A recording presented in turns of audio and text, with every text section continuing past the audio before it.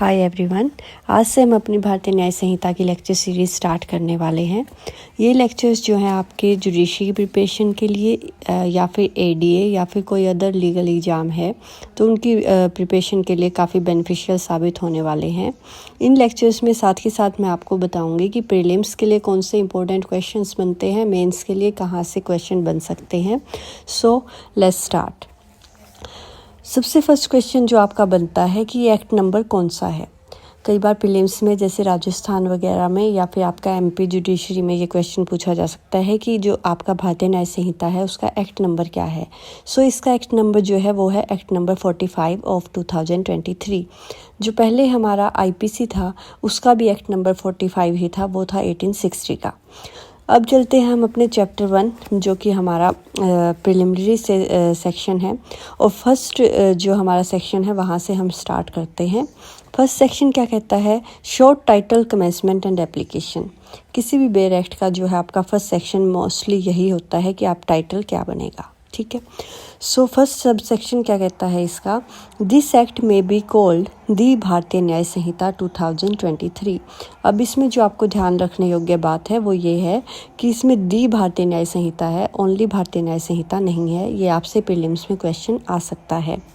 पहले जो है हमारा आईपीसी में ये सेक्शन 1 होता था, जो अब हमारा सब सेक्शन 1 बन चुका है। सेकंड सब सेक्शन क्या कहता है?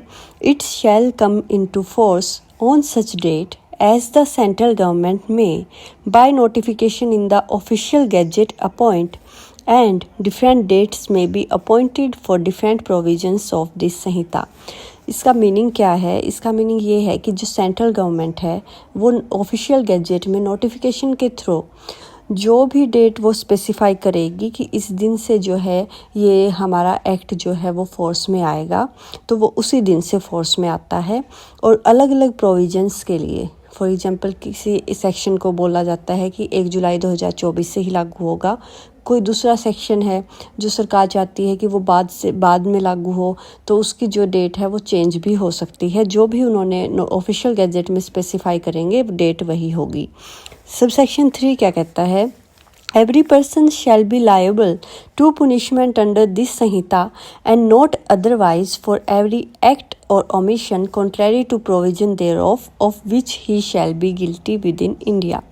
कि जो पर्सन है, कोई भी पर्सन है जो कोई भी एक्ट करता है या फिर ओमिशन करता है जो कि which is made punishable by law, ठीक है, जो भी मतलब लॉ के द्वारा पुनिश किया जा सकता है, जो contrary to the provision of thereof, यानी कि बीएनएस की जो प्रोविजंस हैं उनके कॉन्ट्रेरी अगर कोई कार्य करता है, of which he shall be guilty with in India, तो हर एक पर्सन ऐसा पर्सन जो है, इन अदर वर्ड्स ये मीनिंग है कि अगर कोई पर्सन ऑफेंस करता है तो वो जो है इस एक्ट के अंदर लायबल होगा।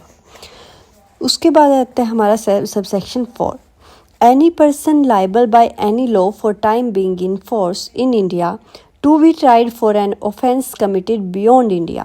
यहाँ पर क्या बात हो रही है कि offence beyond India हो रहा है। जो क्लोज 3 था वो क्या बात कर रहा था कि जो offence within India हो रहा है, ठीक है। तो ये क्या है कि आपका क्लोज 4 क्या कहता है कि कोई भी पर्सन जो है लाइबल होगा to be tried for an offence committed beyond India shall be dealt with according to the provision of this Samhita for any act committed beyond India। यानी कि फॉर एग्जांपल कोई इंडियन है और वो बाहर जाके ऑस्ट्रेलिया में या यूएसए में जाके कोई ऑफेंस कर देता है, ठीक है, तो क्या उस पर बीएनएस अप्लाई होगा? तो इस सब सेक्शन 4 के अकॉर्डिंग जो है बीएनएस उस पर भी एप्लीकेबल होगा। जो हमारा बीएनएस का बैगेज है वो एक पर्सन अपने साथ लेके जाता है, वो उससे जो है वो नहीं बच सकता। In the same manner as if such act had been committed within India, और उसको उसी तरह से पुनिशमेंट मिलेगी, उसी तरह से उसको ट्रीट किया जाएगा जैसे कि उसने वो ऑफेंस इंडिया में ही किया हो। अगर इंडिया में उसने वो ऑफेंस किया होता तो वो बीएनएस के जिस सेक्शन के अंडर लायबल होता। अगर वो बाहर किसी देश में जाके ऑफेंस करता है तो वो उसी सेक्शन के अंडर जो है लायबल होगा। जो हमारा सेक्शन 3 होता था पहले आईपीसी का, वो हमारा जो हमारे सेक्शन 1 का सब सेक्शन 4 बन चुका है। अब आ जाता है हमारा सब सेक्शन 5। सब सेक्शन 5 क्या कहता है? The provision of this Sanhita shall also apply to any offence committed by, कि इस संहिता के जो प्रोविजंस हैं वो ऐसे ऑफेंस पे भी एप्लीकेबल होंगे जो किया जाएगा। सब क्लोज ए क्या कहता है, any citizen of India in any place without and beyond India, कि कोई भी इंडियन सिटीजन है, ठीक है, वो अगर बाहर जाके ऑफेंस करता है बियॉन्ड इंडिया जाके, तो भी जो है इस संहिता के प्रोविजन एप्लीकेबल होंगे। उसके बाद आता है any person on any ship और aircraft registered in India wherever it may be. Any person on any ship, एक एक वर्ड जो है आपका बीएनएस में किसी भी बेयर एक्ट का एक एक वर्ड जो है इम्पोर्टेंट होता है। जैसे अगर हम देखें सब क्लोज ए में क्या वर्ड था, एनी सिटीजन ऑफ इंडिया। यहाँ पे क्या वर्ड है, एनी पर्सन, और पर्सन की डेफिनेशन जो है आपकी दी हुई है सेक्शन 2 के हमारे जो सब सेक्शन 26 है उसमें इसकी डेफिनेशन दी हुई है कि पर्सन जो है उसमें सारे पर्सन इंक्लूड होते हैं ना, चाहे वो सिटीजन हो चाहे वो नॉन सिटीजन हो, दोनों पे ये एप्लीकेबल होगा। किस केस में, ऑन एनी शिप और aircraft registered in India wherever it may be. अगर किसी पर्सन ने कोई ऑफेंस किया है, कहाँ पर, शिप और एयरक्राफ्ट, या तो किसी जहाज़ में या फिर एयरक्राफ्ट जो हमारे एरोप्लेन्स वगैरह हैं जो इंडिया में रजिस्टर्ड हैं। फॉर एग्जांपल हमारी एयर इंडिया जो फ़्लाइट्स होती हैं उसके बारे में हम कह सकते हैं। तो अगर उस एयरक्राफ्ट में जो इंडिया से रजिस्टर्ड है या वो कोई शिप है और किसी भी पर्सन ने वो ऑफेंस करता है तो भी वो बीएनएस के अंडर लायबल होगा, चाहे वो इंडियन सिटीजन हो या फिर वो कोई फॉरेनर हो या फिर मतलब मीन्स कि वो नॉन सिटीजन हो, तो भी वो इसके अंडर लायबल होगा।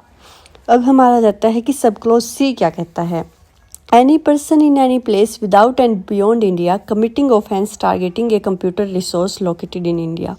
इन अदर वर्ड्स, ये कौन सा ऑफेंस हुआ, जो हमारा ऑफेंस थ्रू टेक्नोलॉजी होते हैं, जैसे हैकिंग होगी कि मतलब कोई फ़ॉरेन में बैठ के, कोई यूएस में बैठ के हमारा जो इंडिया में कंप्यूटर है उसको टारगेट कर रहा है, उसको हैक कर रहा है, तो उन केसेस में भी क्या होगा, आपका उस पर्सन पे बीएनएस के प्रोविजंस एप्लीकेबल होंगे। एक्सप्लेनेशन क्या कहती है, in this section the word offence includes every act committed outside India which if committed in India would be punishable under this Sanhita. इस सेक्शन में क्या कहा गया है कि जो ऑफेंस वर्ड है वो इंक्लूड करता है, ये जो है आपका सेम वही चीज़ है कि अगर उसने बियॉन्ड इंडिया जाके कोई ऑफेंस किया है तो भी वो बीएनएस का जो बैगेज है अपने साथ लेके जाएगा, बीएनएस के अंडर वो जो है उसको पनिशमेंट मिलेगी और वो लायबल होगा। उसके बाद आता है हमारा सब क्लोज 6। सब क्लोज 6 जो है एक एक्सेप्शन बताता है, nothing in this Sanhita shall affect the provision of any act for punishing mutiny and desertion of officers, soldiers, sailors or airmen in the service of government of India or provisions of any special or local law. यानी कि जो ये संहिता है, जो भारतीय न्याय संहिता है, उसके जो प्रोविजंस है वो अफेक्ट नहीं करेंगे। किन केसेस में उनको जो है एक्सक्लूड किया गया है, जैसे म्यूटनी हो गया, desertion of officers, soldiers, sellers, airman. इनको क्यों एक्सक्लूड किया हुआ है, क्योंकि इनके लिए अलग से लॉ होता है, उसी के अकॉर्डिंग जो है ये गवर्न होते हैं। या फिर कोई स्पेशल और लोकल लॉ बनाया हुआ है, कोई स्पेसिफिक लॉ बनाया हुआ है, तो बीएनएस अप्लाई नहीं होगा, वो दूसरा लॉ ही एप्लीकेबल होगा। ये हमारा सेक्शन 5 होता था पहले आईपीसी का, जो अब हमारा सब क्लोज 6 बन चुका है सेक्शन 1 का। सो इसमें प्रीलिम्स के लिए आपके क्वेश्चन बन सकते हैं। प्रीलिम्स के लिए क्या क्वेश्चन बनेगा, जैसे सब सेक्शन 1 से बन जाएगा आपका कि ये क्या नाम है इस एक्ट का, तो इसका नाम इस एक्ट का नाम है दी भारतीय न्याय संहिता। उसके बाद आपका क्वेश्चन बन सकता है कि क्या, मान लो फॉर एग्जांपल वो प्रोपोजिशंस बेस्ड आपको क्वेश्चन दे सकते हैं कि आपको एक प्रोपोजिशन दे दी जाएगी, फॉर एग्जांपल कि एक पर्सन है, ठीक है, वो इंडियन सिटीजन है और वो यूएस में जाके मर्डर कर देता है, तो क्या वो बीएनएस के अंडर लायबल होगा। या फिर आपसे जो है सब सेक्शन, ये जो आपका मेंस का क्वेश्चन भी बनता है, या फिर आपसे ये पूछा जा सकता है कि ये कौन से सब सेक्शन में ये चीज़ दी हुई है, ठीक है। उसके बाद आपका सब सेक्शन 5 से क्वेश्चन बन सकता है, जैसे फॉर एग्जांपल वो लिख देंगे कि any citizen on any ship और aircraft registered in India wherever it may be. तो आपको क्या देखना है कि ओनली सिटीजन नहीं है, वहाँ पे नॉन सिटीजन भी इंक्लूड है, क्योंकि वहाँ पे वर्ड क्या है, हमारा पर्सन है। उसके बाद आपकी एक्सेप्शन पूछी जा सकती है कि किन किन की पे ये एप्लीकेबल नहीं है। Okay, so I hope section 1 is clear and tomorrow we will start with section 2. Thank you so much.